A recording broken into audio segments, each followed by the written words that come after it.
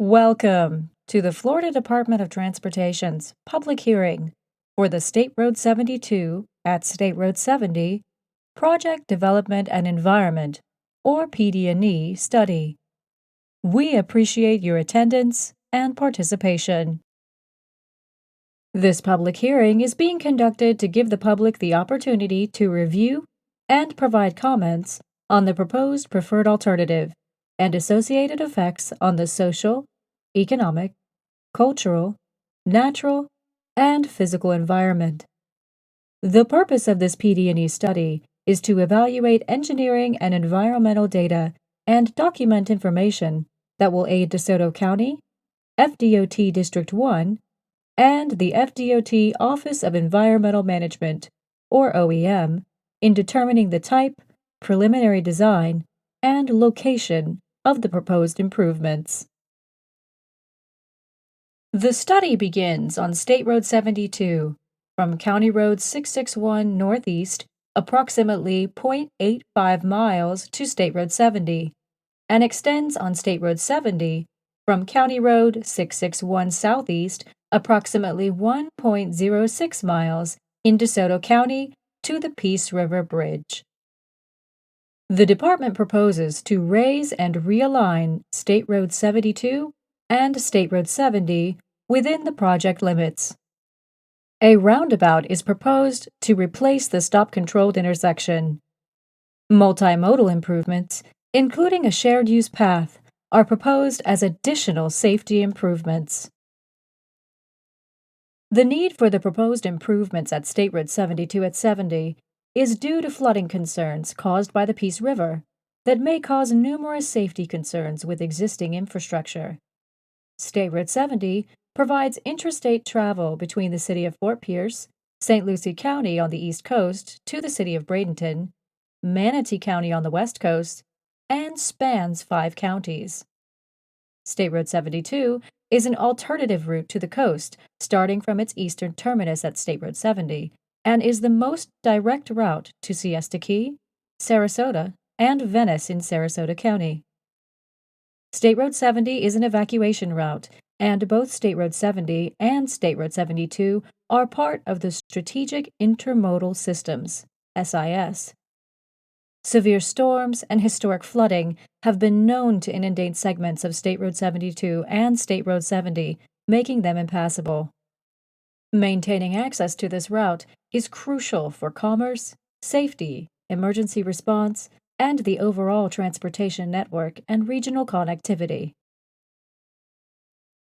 The segment of State Road 72 between County Road 661 and State Road 70 has been prone to severe flooding over the years. The Federal Emergency Management Agency, FEMA's, effective flood insurance rate maps, dated November 6, 2013, depict Zone AE, A, and X floodplain limits within the project proximity.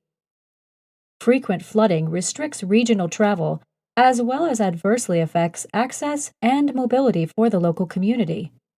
Public safety is at notable risk during these flooding events, as it can delay emergency response from first responders, restrict access to important shelters, hospitals, or medical facilities, and restrict access to other goods and necessities.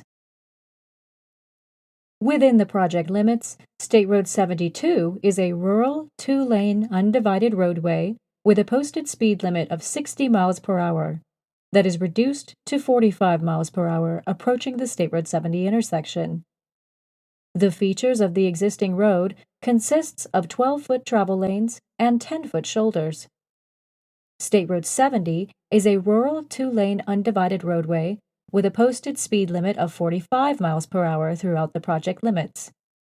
The typical section consists of 12-foot travel lanes and 10-foot shoulders. The intersection of State Road 72 and State Road 70 is currently a T intersection. State Road 72 and State Road 70 have a high level of truck traffic from local citrus facilities and other regional agriculture or rural residential uses, creating a high number of large vehicle turning movements at the intersection. Throughout this PD&E study, FDOT has looked at many different concepts to raise and realign State Road 72. After the flooding caused by Hurricane Ian, which made State Road 70 impassable, the project was reevaluated to raise the roadway profile of State Road 70 as well to alleviate future flooding concerns. Based on additional environmental and engineering analysis, a preferred alternative was selected for this project. The preferred alternative for State Road 72 at State Road 70 is the build alternative, which results in raising and realigning the roadway above the historic flood levels. The preferred typical section for both State Road 72 and State Road 70 consists of two 12-foot lanes with 10-foot shoulders, 5-foot paved, with various configurations of roadside and treatment ditches. There will also be a 10-foot shared-use path on the north side of State Road 70. A roundabout is proposed to replace the stop-controlled intersection. The roundabout will require all drivers to slow down to use the roundabout, which will reduce crash severity and make the area safer for pedestrians. There will be splitter islands on all approaches, as well as 10-foot shared-use paths provided on all legs of the intersection. Throughout this study, a no-build alternative is also considered. The no-build alternative assumes that no improvements are made to State Road 72 at State Road 70 through the year 2045, except for routine maintenance. There are advantages and disadvantages to the no-build alternative. Advantages of the no-build alternative include no inconvenience to traffic flow due to construction, no right-of-way acquisition, design, or construction costs, and no direct effects to adjacent natural and human environments.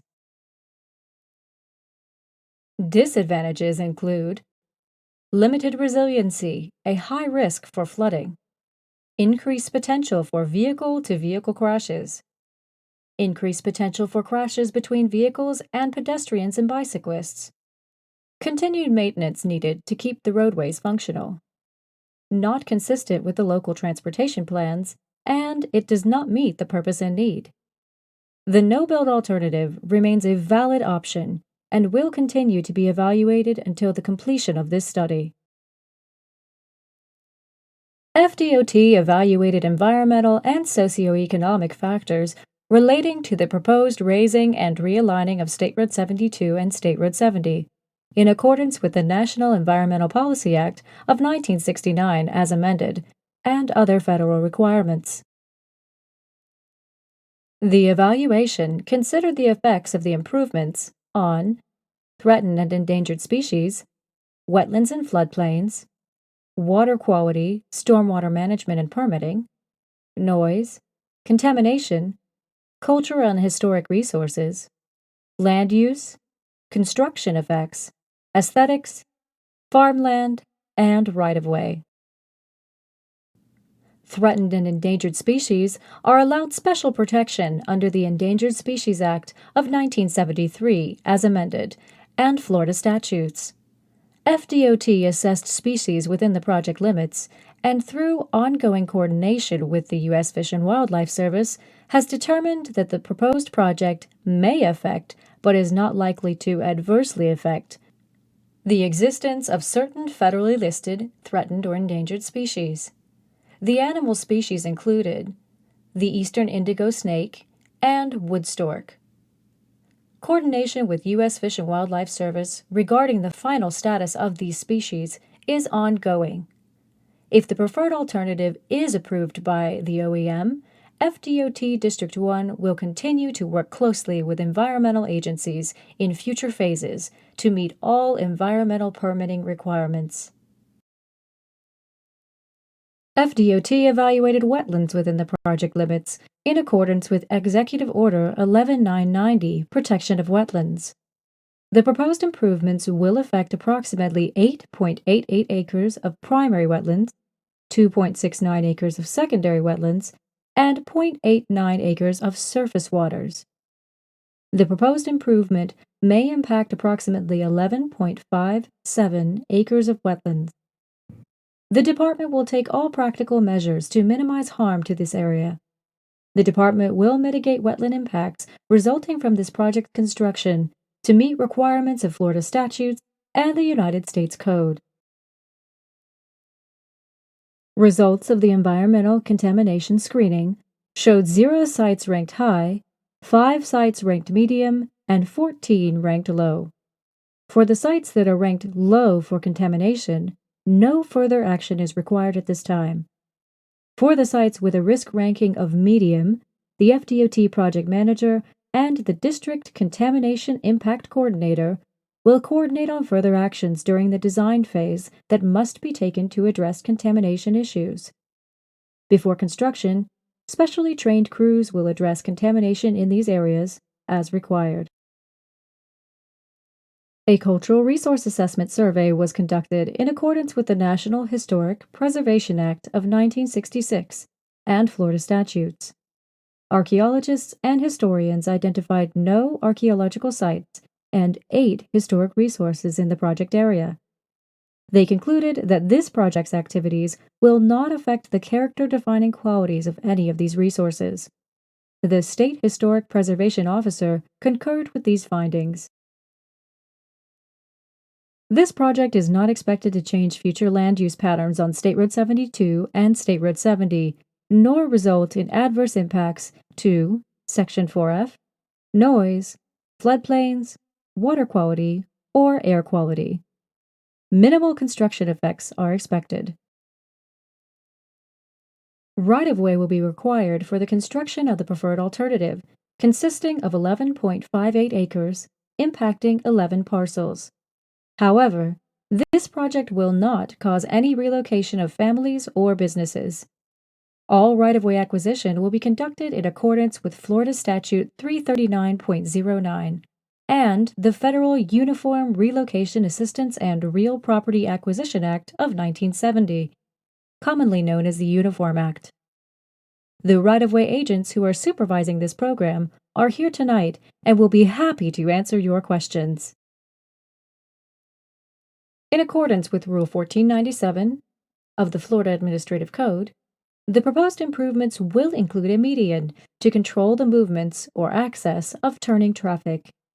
These changes are presented in compliance with Section 335.199 Florida statutes, transportation projects modifying access to adjacent property. An evaluation matrix showing a detailed comparison of the preferred alternative and the no-build alternative is provided in the project handout and is also on display here this evening.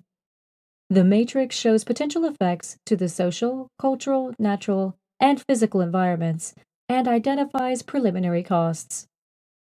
The department's preliminary estimate of total project cost is $13.85 million. At this time, FDOT's work program includes funding for all phases. The design phase is ongoing and funded through fiscal year 2024. The right-of-way phase is funded in fiscal year 2024 through 2026, with construction to begin in fiscal year 2027. The department anticipates completion of this PD&E study by spring of 2024. We encourage you to review project information tonight and provide us your feedback. All comments should be submitted or postmarked by December 17th, 2023, to become a part of the formal hearing record. This PD&E study is being conducted and completed according to the requirements of the National Environmental Policy Act and other related federal and state laws, rules, and regulations, which will qualify future phases of this project for federal funding. And this hearing was advertised consistent with those requirements. Please see the statute display board for all other applicable requirements.